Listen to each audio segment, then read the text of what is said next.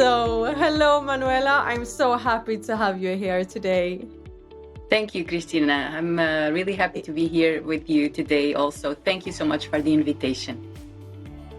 Thank you. And it's not the first time. This is actually our third podcast.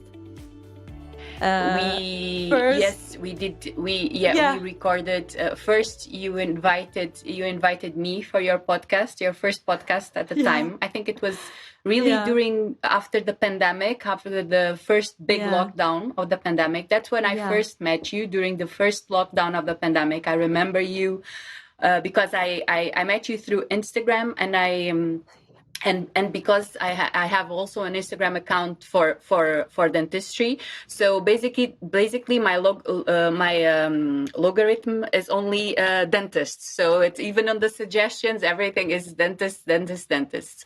And you appeared this dentist with putting music, as a DJ, and really with the good vibe and a fun vibe and a positive vibe, and okay, it's hard times, but have fun, be with your loved ones. And I think, wow, this is really different from the normal dentist account. So I immediately followed you, and we started to, I think, exchanging some messages, and then you invited me for your podcast at the time with Sergio, and then we made a Instagram live, also both of us together, already talking more about dentistry, because I think your podcast at the time was more life orientated and positive life and personal development, the podcast at the time.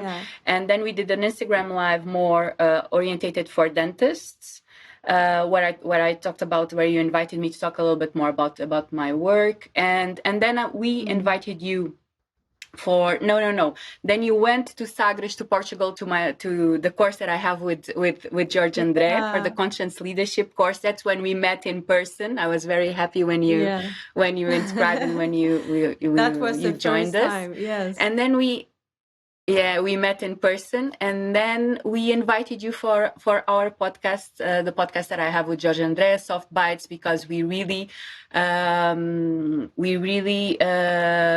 felt that you had this creative part, and I already knew that about you, that you have this creative part that goes far beyond dentistry, and that you integrate also in dentistry. You do that very, very, very well. So we invited you for you to talk about the creativity expression that dentists can have, because sometimes we limited ourselves in this box, right, with this narrow vision. And we had a really long conversation, so it's two episodes, like 2 hours. We made it in 2 episodes because it was so long. So and yes, we've been since the pandemic, so we've been exchanging messages and experiences, I guess. So this is going to be a friend's conversation, I guess. Exactly. It's like like-minded connects as well. I remember the first post I noticed on your Instagram at that point. That was a personal post when you were on a volunteer project. And yes.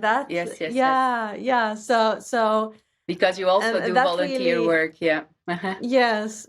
So I thought I have to meet and speak with this woman, and you said you were open about your thoughts in that post, and that I like when people are real. I like when people dare to be different, and you have encouraged me a lot to follow my inner purpose, and that is why I have started this podcast again, to be able to inspire people to follow their happiness and follow their inner purpose, and not obligate yourself to be in a box, because we are not boxes. We are human people, and we have so many dimensions. We are not just only one thing. And especially if you're a creative person, then sometimes you like many different things. And if you don't accept it, you can easily even get depressed, because you think you're the only one thinking like you're doing. So that's why I'm so happy to have you here to hear your story. So tell us who you are. Happy to share it with you. Actually, when that was one of the main questions I started doing myself when I realized that I had to change the way I lived my life. So back when I was 30 years old, so 15 years ago, I'm now 45. I had, well, actually this started before I was 30. I was going to be 30 in that year. But my health started to fail. So I was having this life where I would work 6 days a week in clinic. I had the hour to come in the morning, but I had no hour to leave the practice. So sometimes from 9 to 9, 6 days a week. And actually, if you work in the chair in the clinic 6 days a week, you actually sometimes yes, because I was one of those persons who can say no, you know. So that leaves you to no boundaries, and that leaves you to but it's just this one more patient. But they cannot come during regular hours, only after work. And I was the one saying yes. So the thing is, and it was not even that, it was not sorry for interrupting, it was not even your clinic. But you no. That was one thing that I was always sure. You know, I usually say that I was not aware of what I wanted, but I was aware of some of the things that I didn't want it. And one of the things that I knew I didn't want, it was to own my own practice, because I was aware that I was a people pleaser, you know. So, and I was aware that for you to have a practice, you cannot be a people pleaser. Otherwise, it's not only your patients, it's the staff only, it's the financial awareness that you have to have. And I knew that for me, that will kill me. So if already dentistry drained me, if I owned a practice, I would definitely burn out, and I was aware of that. So that's one of the things that I was aware that I did not want at the time. But yes, I used to work 6 days a week, and when you work 6 days a week, basically you work 7, because on the 7th day you don't rest. You take care of the things that you need to take care, because you don't have the time to take care during the week. And it was dentistry related also, so I had to make treatment plans, I had to make some letters, I had to arrange for my accountancy, etc., etc. So basically I was working 7 days a week in different practices, you know, inside my car, going places. And not only my health started to fail, but also my social life, my family life. I mean, I could not hold a relationship, for example. So, but yeah, I started to have the symptoms. You know, I started to have high blood pressure. I started to Manuela, not being able to sleep at night. How many years had you been working clinically? How many years when you started to feel those symptoms? I started to work with 22, almost 23. So 7 years, almost 7 years, seven, almost 8 years. Yeah. So basically, what happened is that I had a Cushing. So my adrenal had an adenoma. So I had 10 times more cortisol in my body that it was supposed to. And so I had to, and this was very hard to diagnose, because it had this really different symptoms, and it was only after months that we could all tie everything together and see really, okay, this is a Cushing. I did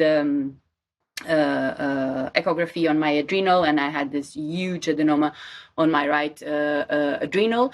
Had to get surgery. After that, I had to have corticotherapy for almost 2 years, because I had to take out the right adrenal, and my left adrenal, because the right one was producing much cortisol, the left adrenal shrunk, so it was not producing any. So that means that after my surgery of removing the right adrenal, I had to take the cortisol, and because my body was used to this huge doses of cortisol, I had to start really high and then slowly diminishing. So it was a complicated process. I was out of work almost 6 months. So when I was able to start working, I immediately started working, because for me, it was very important to start working again, to get some sense of getting back to the normal life. But of course, I had time to think, and I had time to understand that I also had to change my life. So that question that you made me, so who is Manuela? So that was one of the first questions that I had to make myself, okay, so what are you doing? Who are you? Why are you running around 6 days a week, working like crazy? What you want to achieve, what you want to prove to yourself, to others? So I had to make all these questions. And I realized two things. I realized that actually I didn't know who I was, because it was very confusing to me. I could not distinguish the Manuela, the person, from the Manuela the dentist. So Manuela the dentist was like an identity. I even introduced myself at the phone as, oh yeah, like for example, for the hairdresser, it's Manuela the dentist. So it was not Manuela Rodrigues. It was Manuela the dentist, because if I called myself Manuela Rodrigues, I thought that people didn't know who I was. So it was Manuela the dentist that make the distinguish. So I had to understand, and I had to discover who was Manuela Rodrigues and not Manuela the dentist. So it was a process, it still is. And now, like I told you, I'm 45, so it's been 15 years since that time. And I'm still in the process of discovering. But there's this question that I heard not so long ago, also in a podcast, that the host asked, who are you in the line for bread? So that's a way of you describing yourself without saying, okay, I'm an architect, or I'm this, or I'm that, So who are you in the line of bread when you go in the morning to buy bread? And it's been interesting, because it made me go to that question again. And I started to write about it, because my process is a lot about writing. I love journaling a lot. And I have a lot of journaling exercises also for the people that work with me. And I start to write about that, who am I in the line to buy bread? So, and I discovered, and this kind of questions, which I find like very questions that can really lead you to a place, I like to repeat them, because in different days I have different answers, and then I read them, I read my answers again, and it really makes me discover really interesting things about me, and some of them that I was not even aware. So answering that question led me to understand that I am a person that has time. So when you ask me who is Manuela, Manuela is a person that has time, that can be in the line and not be in a hurry, that smiles, that if she sees someone that is in a hurry, that she does not mind, to say, okay, go ahead, I have time. Because time was something that I really understood back 15 years ago, when I had that problem, that I had to understand the way I was living my life, and that I had to change something. I understood that I was this person that was always saying, oh, I don't have time. Oh, I would love to do that, but I don't have time. Oh, yes, but how are you? Oh, I'm good, but I'm I don't have time. I have this feeling that I didn't have time. And I really had to understand why I didn't have time. So actually, when I did now this journaling question, answering this question, who am I in the line of bread? And it came up to this, I am a person who has time. So it was a big conquer for me. But it took me 15 years to realize this conclusion.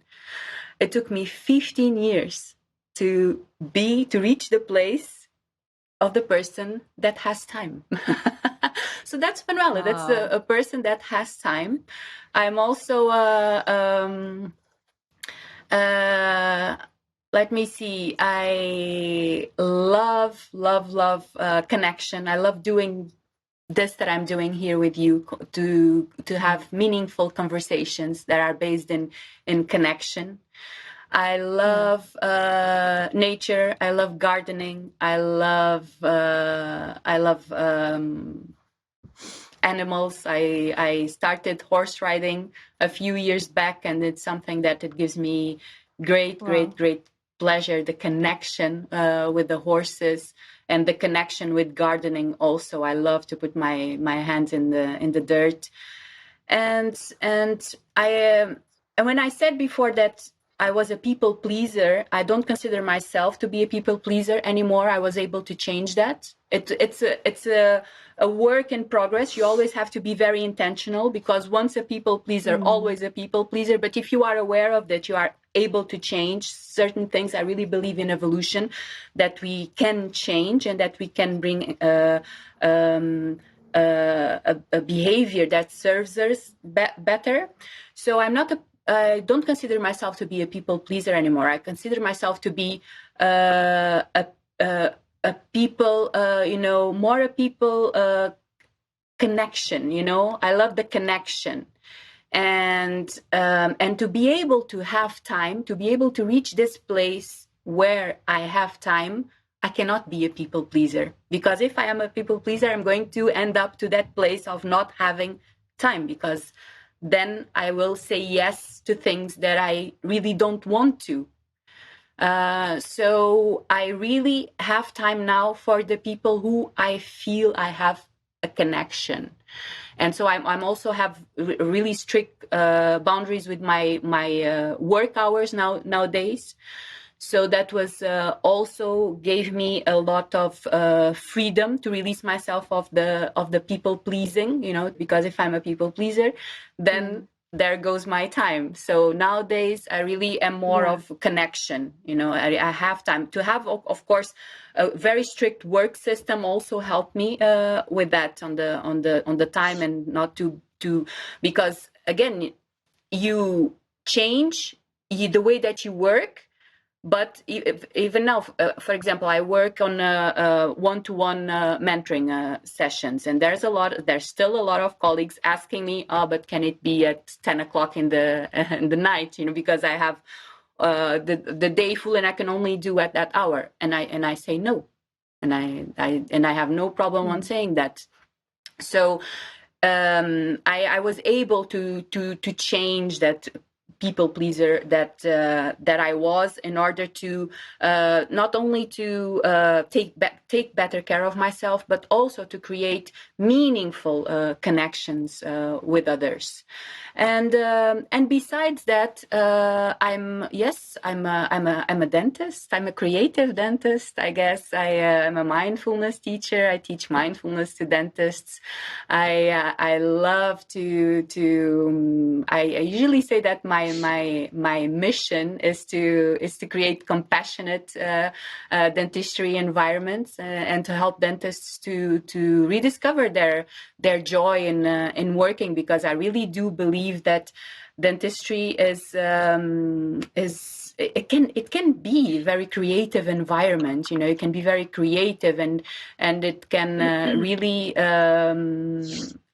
help you to be. Dentistry can really help you to in your lives, because sometimes it's like we serve dentistry, but my way of seeing is that dentistry is there to serve you. So yeah, that's who I am nowadays. So I'm much more aware. I'm much more present than I was 15 years ago, when that health problem happened.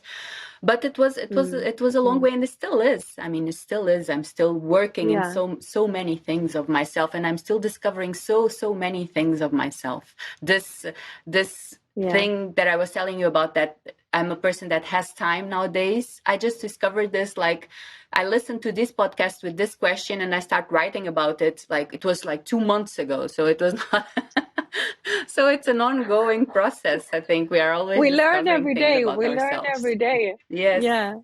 Yes. Always. That should never stop.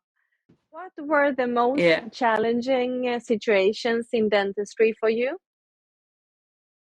I already told you, it was the fact that it was two things that was quite deadly for me. So the first part is to be a people pleaser. So I worked based on compassion.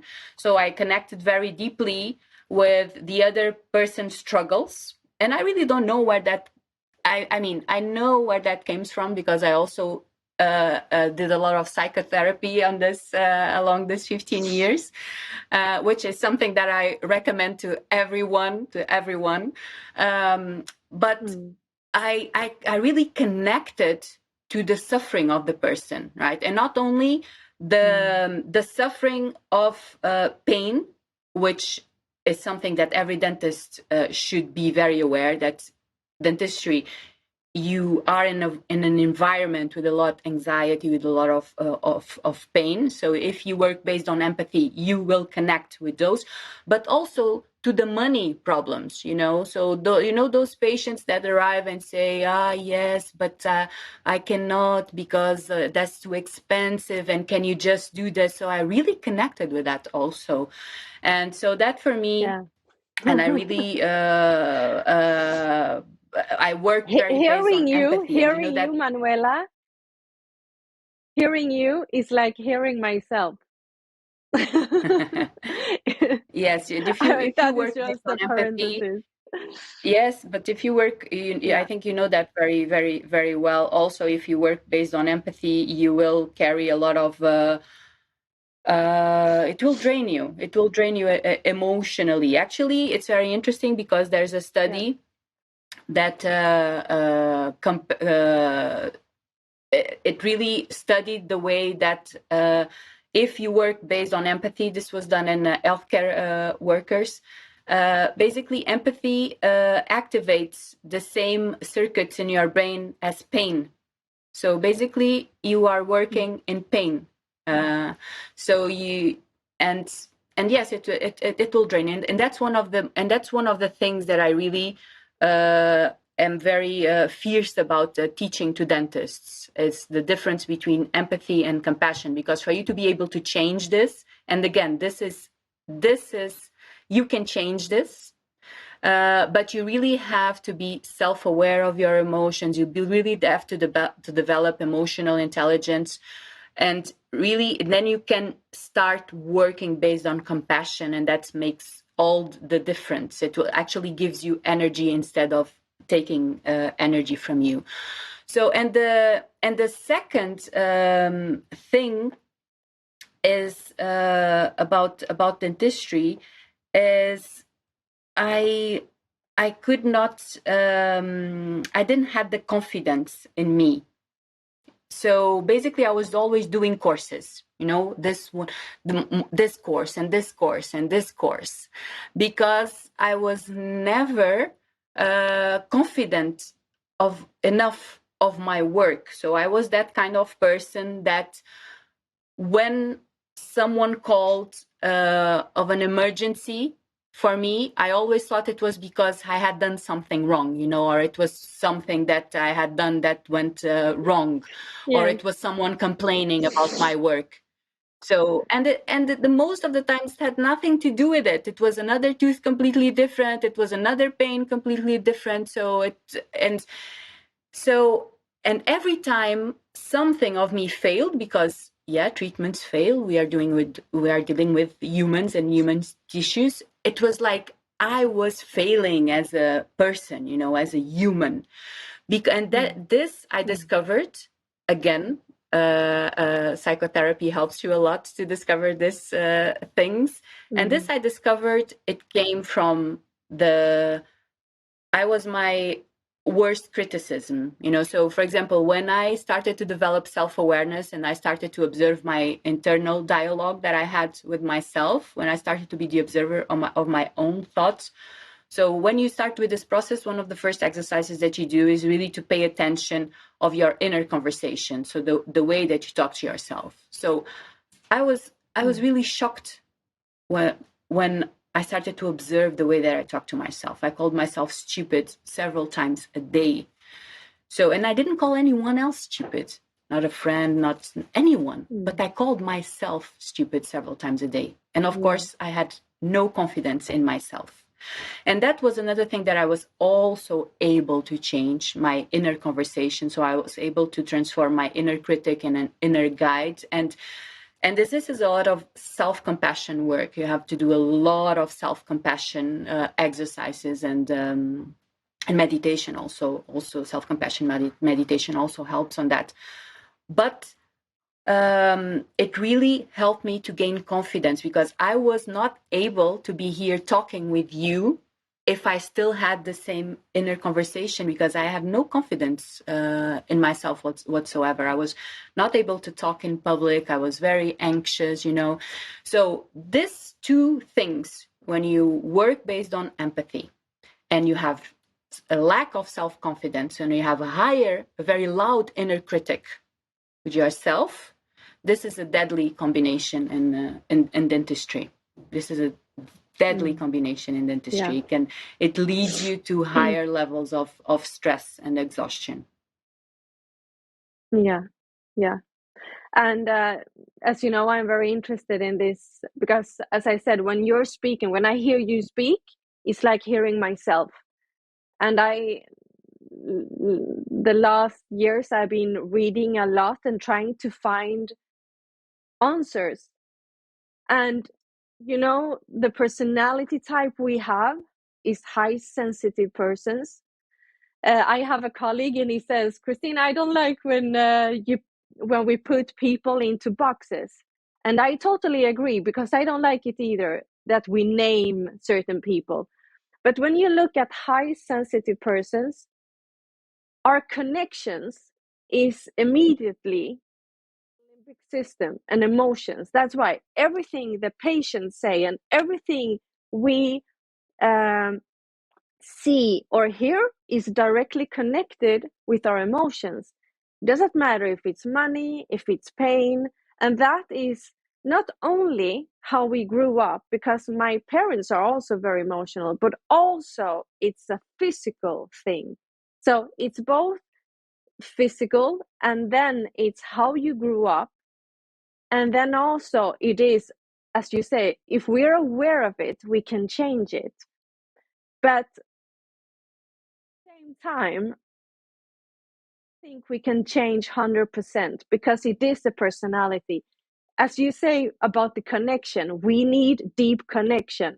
And that is where I personally think not everybody will be 100% satisfied as dentist, because if you're a person who needs that deep connection, you will always have that wall, because people are afraid of you. You're a dentist and you will work in their mouth. It's not the same thing. Yeah. I actually don't agree 100% with you, because I think that if you start working on self-awareness, if you start develop emotional intelligence, if you realize that you are working based on empathy, and you, because I do believe that change is possible. I agree with you, it's not 100%, but then the rest that it's missing, you can then compensate with other things. For example, Yes. not doing everything. You know, for example, you have to discover your genius area among dentistry. If you want to be a general dentist, it's not going to work. If you want to do orthodontics and rehab, no, you have to have someone to do the orthodontics and you do the rehab if that's your genius part. So I think that yes, you have to have the personal development, you have to have the self-awareness, you have to have the emotional intelligence, and that will take you a long way. And that long way includes conscious choices, because then you have to design your career. Because if you're going to keep saying yes to things that you really don't want to, then you will continue to have that, even if you are self-aware. Even worse, because now you're self-aware that you are saying yes to things that you don't want to, and that will lead you to burnout also. And that's why I see so many dentists, you know, that take good care of themselves, that do their meditation, that, you know, that have a self-care routine and that are self-aware, but they still burn out. Why? Because then they don't make the changes that they need on their daily basis, because those changes sometimes are the hardest ones. Because for you to start a self-care or a self-awareness, or you can do coaching, you can do psychotherapy, you can do a mindfulness course. I mean, nowadays it's mental health, we are aware that we need to take care of ourselves, especially if you start having this sense that it's more that you don't want to live your days like this. So, but the problem that I observe with dentists that take them to that place that you were talking about, Christina, that they still feel that dentistry is not for them, it's because they are not able to make the changes in the work. Because what I observe sometimes is dentists telling me, they don't say it in these words, but this is actually what they mean, is, okay, how can I make my life, how can this change, but not changing anything? Do you understand? Yeah, And there, yeah, I mean, they change, yeah, they take care of themselves, but then from 9 to 5 in the clinic, they are still saying yes to things that they don't want to. Because, for example, yes, let me give you this example. Someone that worked with me that had a practice, that was a practice owner, and she had a huge problem delegating. So it was that kind of thing that, but I cannot, the patients don't connect with them the same. They want to get back to me. That's a trait. I don't know if you can identify with this also, but that's a trait of empathic dentists also, that they think that the person, because that's going to happen. If you want to delegate, of course, the person will try to go to you because he likes you, and you have to really be strict and say, no, the colleague is here now and he's going to take really good care of you, just like I did. I don't do that anymore. Now I'm working in my and the other things, and I'm perfecting myself just in this. So really having a good system for that and good protocols in your practice also helps. But going back to this example, and I asked her, but do you work alone in your practice? She said, no, I have someone for the endos, because that I really started from the beginning because I don't like it. And I said, so that's it. So for the endos, you didn't felt the connection with the patient, because the endos, you had no problems in delegating. So you have to do the same with the other things, but you really have to make this process of self-awareness and finding your genius spot and what you really want to invest. I don't believe, honestly, Christina, I don't believe in general dentists anymore. Because it's too much. If you want to be a general dentist, you have to be good, or you have to tell yourself in your mind that you have to be good at, dentistry. And nowadays it's biomimetic dentistry, which a whole world, rehab, which was a whole world. I mean, removal and fixed and veneers and orthodontics. And now orthodontics is a whole world also. So how, even if you work in personal development, in self-awareness, how do you deal with all of this? It's not possible. Even if you go to the gym and you have to take good care of yourself and whatever. So that's why I don't agree with you, because I think that, yes, you can change. Yes, it's possible. In my generation, I don't know if you noticed, because we are from different countries, but in my generation, you had this notion of, okay, we cannot change, but we can control ourselves. I used to, he can control himself. He's very good in controlling himself. Nowadays, with all the notions on neuropsychology, that our brain has neuroplasticity. So actually, we can change. It's not a matter of control nowadays. Yeah. It's a matter of really changing, adapting our behavior. So if you add to that making conscious choices in your dentistry work, conscious that serve you better, again, dentistry serving you and not you serving dentistry, I think you can reach your genius zone there in dentistry. And of course, there will be cases that you really try and you say, no, this is not for me. I don't want this anymore. I don't want to have anything to do in dentistry. And I usually say, yes. Yeah, go for it.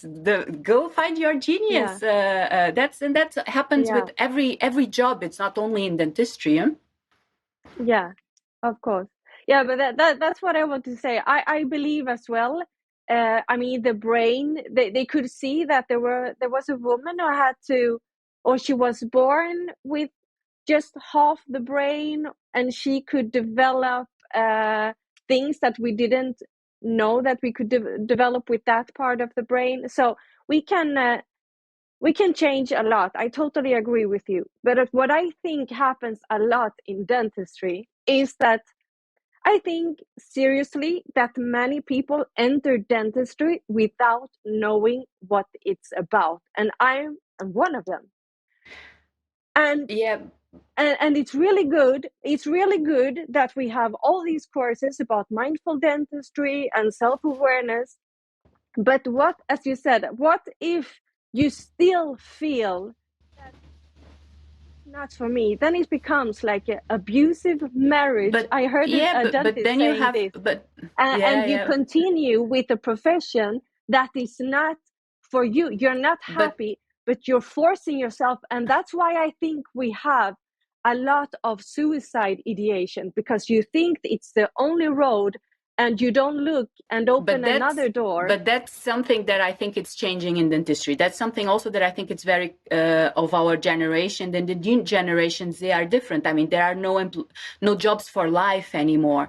And in dentistry, you still, because the technical part is very intense, and you really have this narrow vision in dentistry. That's all you can do. Okay,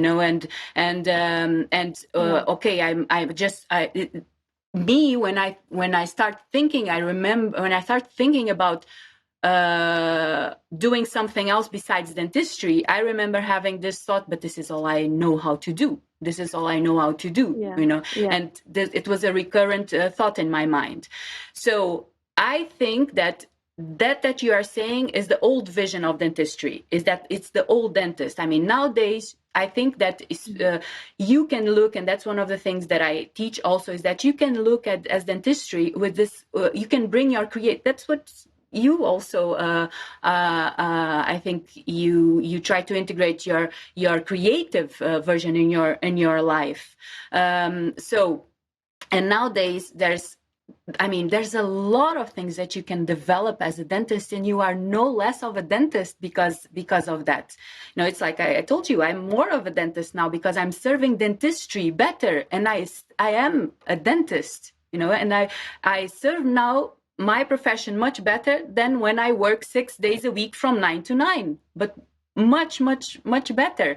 So if you open yourself, like you said, the box, so if you get out, I don't like the expression getting out of the box, I like to get rid of the box. So if you get rid of the box in dentistry, which is basically what I advocate, is that dentistry is much more than you arriving, dressing your clothes, putting on your scrubs, and sitting on the chair. And then if you are a practice owner, you still have to do with the accountancy and with staff and this, and it's become, because if you continue to have this old vision of dentistry, then what happens is that because dentistry is so routine, the protocols of dentistry makes you work in automatic pilot, and automatic pilot equals unhappiness. So there's this study that a wandering mind is an unhappy mind. This is proven. And what happens at dentistry is exactly like driving. So you get yourself in the car, so you get yourself in the chair, and your mind is something else. And you reach the end of the year, and if you don't have meaning in your work, if you don't work with presence, if you don't find your genius spark, if you don't activate your creativity, then you have burnout, suicides, etc. But again, that was the vision of dentistry that took us here to this conversation. What we are bringing to the table is this new vision of dentistry, is that you can be more of a dentist. I usually say, and colleagues sometimes don't understand when I say this, what I defend is dentistry as a lifestyle, and when I say this, what? I'm trying to get rid of it, and you are saying it's going to be my lifestyle.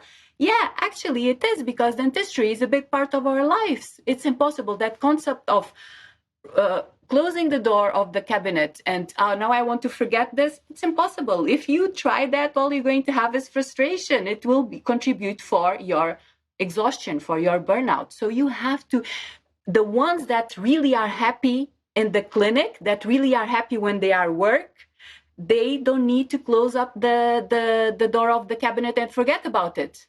because they are happy about it. So that's it. That's what I mean with dentistry as a lifestyle. Stop doing it as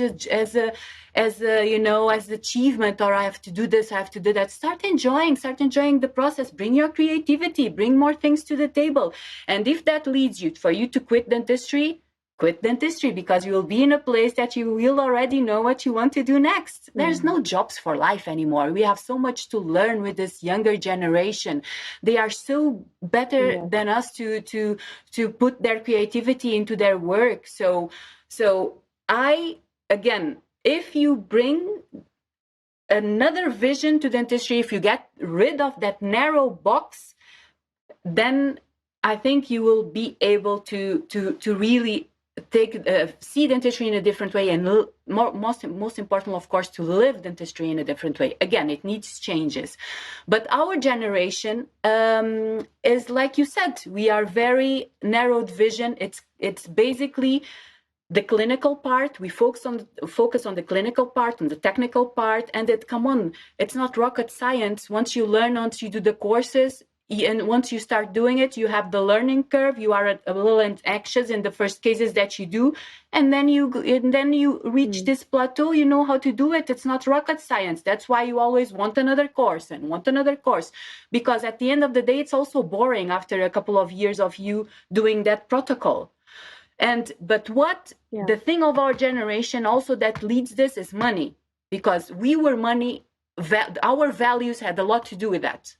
So we were still the generation that, because our parents went through a lot, so we were still the generation that, success is the car, the house, and you need money for that. And then you start having this life, and then you start and then you are the rat in the wheel. Yeah. That is one part of it, but I think also because also that dentistry is 5 years. We have loans from our study time, then we get loan to open a clinic. So everything, we are always in debt, but still patients think that we have a lot of money. So it's totally misunderstood. But we have a lot of money, Christina. Come on, to be able to pay for our lifestyle, we have to have money. The thing is that we. Our life is driven that way. Again, you have to have self-awareness on the financial part, and you have to have also very self-aware of your values. If one, I worked with dentists that one of their values is money, and nothing wrong with that. But as long as you are aware of that, and that then, because our values really, even in a very unconscious way, they lead our actions. If we don't work according to our values, then again we reach the end of the day feeling that we are not good professionals. So if money is one of your values, that there's nothing wrong with that. But just be sure that you are enjoying your life. Yes, I do think that dentistry is a well-paid profession. I do think that I cannot say otherwise. Dentistry is a well-paid profession. Is an expensive also specialty. Patients, that's a different subject. Patients are not aware that what they pay, most of the money goes for the expenses. But that's another question. That's you have to have financial awareness on that, because you are the first one to have to be aware of that, even if you want to explain that to the patients. If you think, if they are always saying that it's expensive, that is also a stress factor. Aware of. Yeah, of course, money is a big stress factor for dentists, and that's why financial literacy is very important in dentistry. Yeah, very important. And that takes us to the other question about the universities, that all these subjects that we are speaking about, we haven't heard during the 5 years, or I personally haven't heard, not about the money. There was no word about anything about money, but still most of the dentists will open their clinics and everything runs and is about money in the end. But if you don't, for me personally, my goals have never been the money. It has been like an inner purpose, like making an impact on people, changing people's lives. It has never been about money, and that's why also money has been a stress factor, because the reality is there, but I never wanted to look at it how it was. And because the university never spoke about money, I graduated and licensed as a volunteer, with a dentist with a volunteer mind, so we don't speak about money in the university. We don't speak about self-awareness. We don't speak about mindfulness. What do you think? Why don't we speak about that I in the think university? I obviously think that all of those things should be taught and taught in the university, emotional intelligence also. But the fact is that I already visited several universities with my work, and I mean, even in my work, I'm doing a investigation for publishing, because that's one of my goals.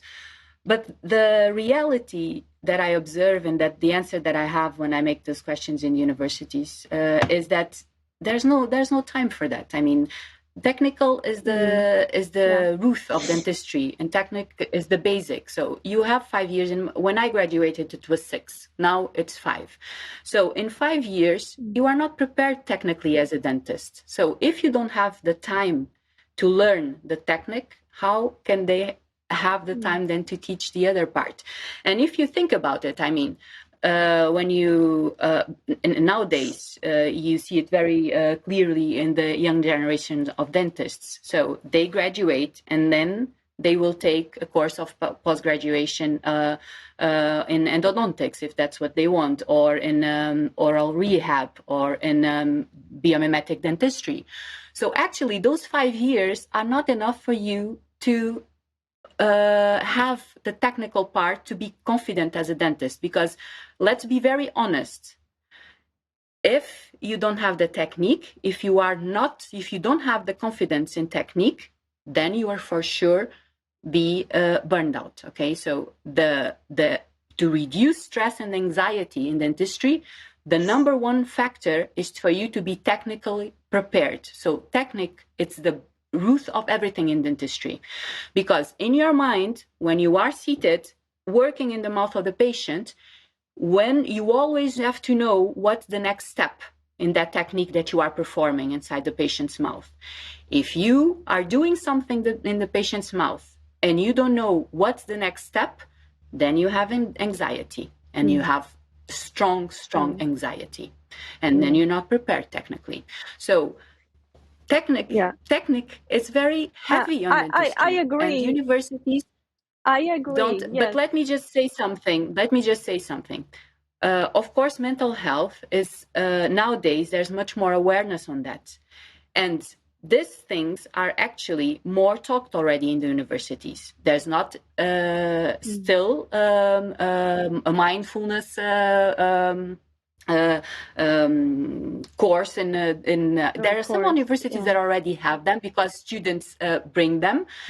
But in the curriculum, that's what I wanted to say, in the curriculum, I think there will be in the future, but there's already mental health cabinets in the universities. Every university nowadays has a psychologist or a team of psychologists to support the mental health of students.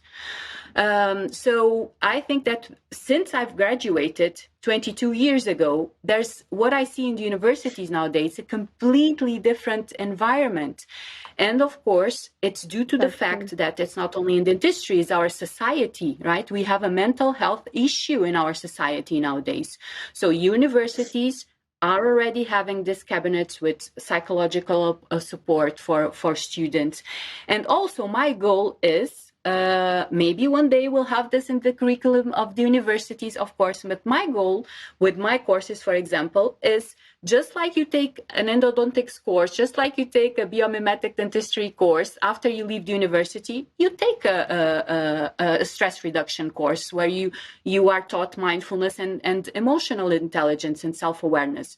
So what my struggle here is that this kind of courses are as essential to you as the technical courses. And this dentists have to be very aware. The thing is, Christina, that also in university, you are not prepared to hear all of this because you are very technical driven, because you know that technical is the basic that you need. And a very interesting thing that I observe that is going to be in my study also is that when we start working, we might not know anything about mindfulness, but we are actually working with our full awareness and we, for example, we listen in an active way or in a mindful way because we know that we need to be present, even in a conscious way. Our mind and body knows that we need to be present to learn and to perform at our best because it's the positive stress, because stress has a very negative connotation, but actually there's a stress that is positive and that motivates you and makes you work in this state of full awareness. But of course, when it starts to be much and that when it has other conditions, then it's negative stress or de-stress. But in a physiological way, stress in a certain doses works on your favor and makes you work with presence. And you know nothing about mindfulness, but in the beginning, dentists work in a mindful way. And that's why when you rediscover that way of working, then you can go back to that time of the beginning, because it's like you are discovering new things every day, and that's very magical. But also, you are not available mentally to hear about these things when you are in the university, because you know that it's a technique, you are learning a technique, because again, dentistry is very technical and it's very overwhelming and it's very many subjects. So, and that's why you finish the 5 years and then you can work as a generalist, but then you really have to understand what you want to do. And I usually even advise for you to work as a dentist before you inscribe yourself in a very expensive course of endo or rehab or something else, because if you are just out of the university, how do you know that's your work of genius? So have some experience, work with patients, and really see what you want to do inside dentistry.